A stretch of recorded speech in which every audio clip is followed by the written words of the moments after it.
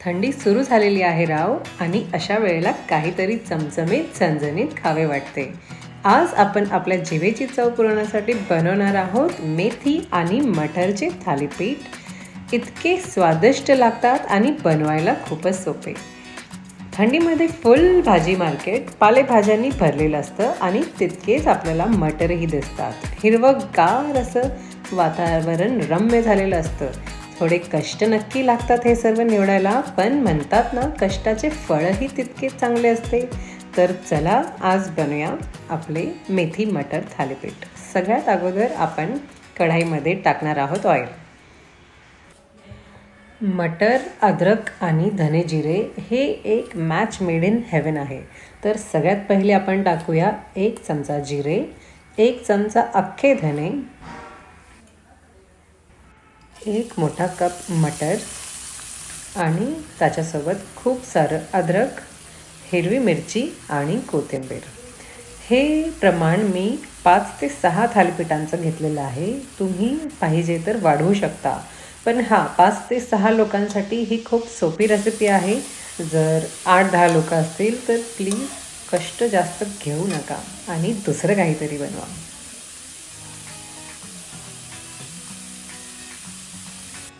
दोन ते 3 मिनटं मटार चांगले शिजवून घेऊया आणि मटार शिजले की त्याला मिक्सी जारमध्ये ट्रान्सफर करू. थंड झाले की त्याला दरदरीत असे थोडे वाटून घेऊ.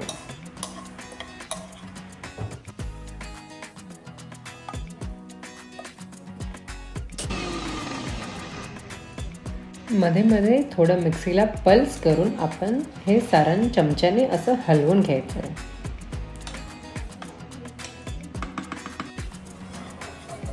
आणि इथे छानशी आपली दरदरीत अशी पेस्ट रेडी झालेली आहे मटारची. ह्याला आपण परत पॅनमध्ये ट्रान्सफर करून घेऊ, कारण आपल्याला ह्याला थोडं परतायचं आहे आणि त्यात टाकायची आहे ताजी निवडलेली मेथी. इथे मी मेथीला कट नाही केलं आहे, फक्त त्याचे पानं निवडून घेतले. तुम्ही हवं तर कट पण करू शकता. आणि हे झालं आहे मेथी. अर्धी मेथीची जुडी आहे ही. मस्त छान मोठ्या मोठ्या जुड्या होत्या मार्केटला, तर आपण इथे अर्धी मेथी यूज केलेली आहे.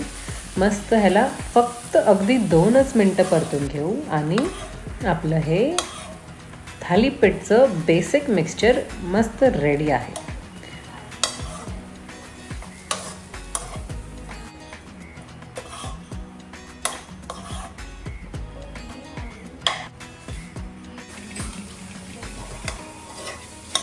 आता ह्या मिक्सचरला आपण एका मोठ्या भांड्यात किंवा परातीत ट्रान्सफर करून घेऊ. ह्याच्यात ॲड करायचं आहे चवीनुसार मीठ, थोडी हिंग पावडर, 3 ते 4 चम्मच तीळ. जसे तुम्हाला आवडतील तितके तुम्ही टाकू शकता. अगदी खमंग लागतात हे तीळ भाजल्यावर.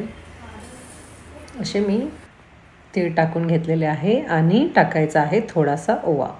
आणि आता हे मिक्सचर आपण अगदी छान मिक्स करून थंड करून घ्यायचं आहे आणि ह्याच्यात टाकायचं आहे बाजरीचं पीठ. तुम्ही हवं तर ज्वारीचं पीठही यूज करू शकता, पण थंडीत बाजरी खाल्लेलं खूप चांगलं असतं. शरीर एकदम गरम होतं.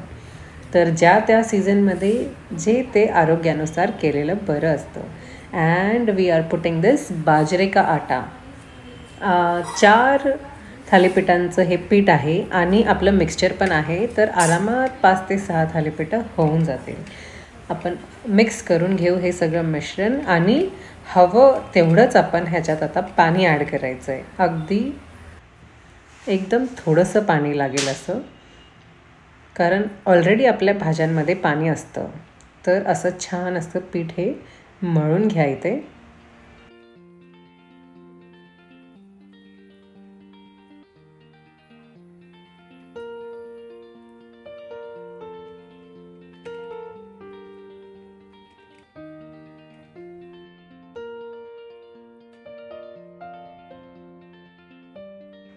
तर चला आता आपलं पीठ रेडी झालेलं आहे. आपण ह्याला डायरेक्ट कढाईत असं तेल लावून थापून घेऊ. तुम्ही हवं तर तव्यावरही ह्याला शेकू शकता, पण त्यासाठी तुम्हाला ते कपड्यावर थापावे लागेल. ही पद्धत जरा सोपी आहे. डायरेक्ट एक नॉनस्टिक पॅनमध्ये तुम्ही हे असं थापू शकता. कढाईमध्ये एकदम कुरकुरीत भाजलं जातं आपलं हे थालीपीठ. मस्त असं त्याला पातळ असं थापून घ्यायचं. त्याच्यात असे होल करायचे.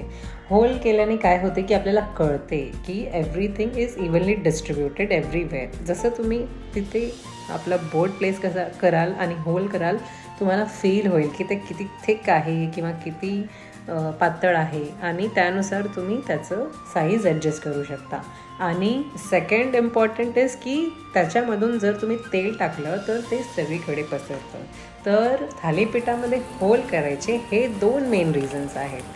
अँड त्याला आपण मस्त झाकून शेकून घेऊ आणि तुम्ही ते बघू शकता मस्त हे थोडंसं कुरकुरीत असं भाजलेलं आहे. आणखीन 1-2 मिनटं मस्त कुरकुरीत करून आपण ह्याला दही, मिरची आणि लोणच्यासोबत सर्व करू. येत आहे ना तोंडाला पाणी.